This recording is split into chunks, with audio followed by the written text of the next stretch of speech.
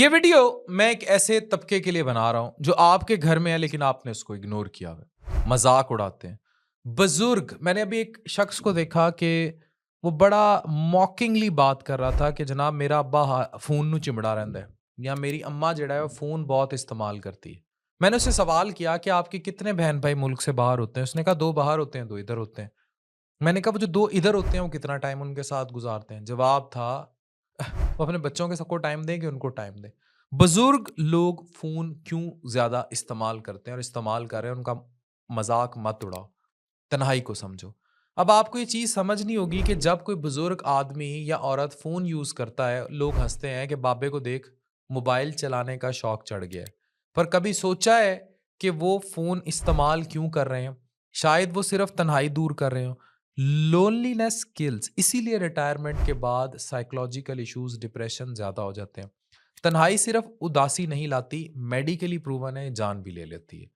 बुजुर्ग लोग फ़ोन इस्तेमाल की तरफ क्यों रागिब होते जा रहे हैं? क्योंकि जनरेशन जी और फिर अब generation alpha, they are all into gadgets. Time नहीं है उनके पास उनको देने के लिए। पहले ज़माने में घर जो है उसमें सारे इकट्ठे रहते थे। आप ये देखें कि अब हर किसी का अलग-अलग बेडरूम है, लेकिन उन्हें माँ-बाप से मिले हुए कितने-कितने दिन हो जाते हैं। दोस्तों, रिश्तेदारों को वक़्त नहीं दिया जाता। ऐसी फ़ास्ट ज़िंदगी है और लेकिन फ़ोन पे हर वक़्त कनेक्टेड हैं। आज के फ़ास्ट लाइफ़स्टाइल में बच्चे अपनी ज़िंदगी में बिज़ी हैं, बुज़ुर्ग अकेले हैं। फ़ोन उनका वाहिद दोस्त है और कोई नहीं। वो सोशल मीडिया देख लेते हैं, वीडियोज़ देख ली, नमाज़ पढ़ ली, कुरान सुन लिया, कोशिश करते हैं तन्हाई किल करने की।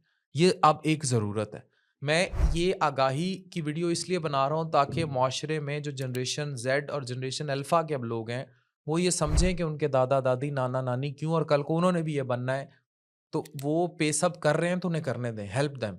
अब तन्हाई किस तरह इनकी हेल्थ को इफ़ेक्ट होगी, यहाँ डॉक्टर अफ़ान की मेडिकल एंट्री होती है। दिल का मर्ज़ बढ़ता है। स्टडीज़ क्या कह रही हैं? स्टडीज़ दिखाती हैं कि तन्हाई हार्ट अटैक और फॉलिज का जो रिस्क है 30% तक बढ़ा देती हैं। इनमें भूलने की बीमारी, डिमेंशिया और अल्ज़ाइमर का भी फिर खतरा होता है। अकेले लोगों में ब्रेन फंक्शन डिग्रेड हो जाता है और इनमें डिमेंशिया ख़ास तौर पर बहुत आम हो जाता है। क़ुव्वत मुदाफ़ियत का निज़ाम वीक होता है। क्रॉनिक तन्हाई जो है लंबे अरसे की, इससे स्ट्रेस हार्मोन, कॉर्टिसोल वग़ैरह बढ़ते हैं। अल्टीमेटली इन्फेक्शंस, बीमारियाँ बढ़ जाती हैं। डिप्रेशन और एंग्ज़ायटी कॉमन हो जाती है। जब कोई अकेला महसूस करता है तो उसका सेरोटोनिन और डोपामाइन लेवल गिर जाता है, जो मेंटल हेल्थ के लिए बहुत ज़रूरी है। इसलिए अगर आपके पेरेंट्स यूज़ कर रहे हैं, let them use them. Medical study की रिसर्च कहती है कि तन्हाई का असर दिन में 15 सिगरेट पीने के बराबर हेल्थ को नुकसान पहुंचा सकता है। लुक एट इट कि अगर आपने उन्हें अकेला छोड़ा है तो क्या होगा। बुजुर्गों का मजाक उड़ाने से आप इस चीज़ को और वर्स करते हैं। वो आपसे डरते हैं, वो फ़ोन यूज़ करते हुए घबराते हैं और पहले ही वो इन गैजेट्स के लिए ट्रेंड नहीं होते। डेफिनेटली वो आपकी तरह उसका इस्तेमाल ना लेटेस्ट कर सकते हैं ना गलत कर सकते हैं। उन्होंने अपने किसी पुराने बाबे से गप लगानी होगी या अम्मा ने अपनी किसी बहन या भाई को फ़ोन करना होगा या उसके किसी बच्चे से बात कर लेगी अगर आप फ़ारिग नहीं हैं। तो छोटा-सा वक़्त अगर आप उनको नहीं दे रहे तो इस चीज़ का एहसास कीजिए, उनको सुकून से जीने दीजिए। और तन्हाई का इलाज हमने कैसे करना है, ये ग्रीन साइंस है। रोज़ाना उनसे लाज़मी बात कीजिए, कुछ देर उनके पास बैठिए, बेशक 5 मिनट। उनको फैमिली आउटिंग्स का हिस्सा बनाएँ। मुझे बड़ा दुःख होता है, कभी भी बुज़ुर्गों को साथ लोग बहुत कम होता है। और अच्छा अगर कोई अम्मा किसी होटल में आ जाए किसी आउटिंग पे तो कहते हैं देखो इन्हां दी माँ ने आखिर चुकी हुई है। किसी शादी ब्याह पे कोई बुजुर्ग खातून तैयार होके आ जाए तो कहते हैं ले बुड्ढी घोड़ी लाल लगाम। ये कॉमन है ना, ये माशरे का हिस्सा है। We do not respect our old people. अगर वो सोशल मीडिया पर फ़ोन इस्तेमाल कर रहे हैं, ये देखो जी इस उम्र में इसने अकाउंट बनाया हुआ है। अकाउंट क्यों बनाया हुआ है? हो सकता है वो अपने पोते पे पोतियाँ जो लंदन, यूके, ओमान, कतर, दोहा कहीं रहते हैं, ऑस्ट्रेलिया रहते हैं, उन्हें देख के खुश होती हो, पर तनकीद करेंगे। उनकी छोटी-छोटी खुशियों को समझते नहीं हैं।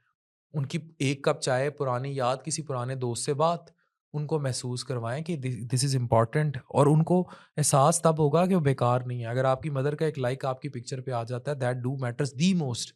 This is very important. और फाइनल मैसेज यही है कि बुज़ुर्गी में तन्हाई किल कर देती है। अगर आप चाहते हैं कि आपके वालिदैन आप खुद बाहर बैठे हैं और बुज़ुर्ग जल्दी ना चलें, उनको खुद इन चीज़ों की तरफ इनकरेज कीजिए, उनको बिज़ी कीजिए नमाज़, कुरान के साथ। Let them use phone, let them use social media, help them, उनको सीखने में मदद कीजिए। अगर आपका कोई प्यारा बुज़ुर्ग घर में तन्हा बैठा है, तो उसके साथ दिन में 5 से 10 मिनट ज़रूर गुज़ारिए। गुज़ारने तो ज़्यादा चाहिए। Thank you very much.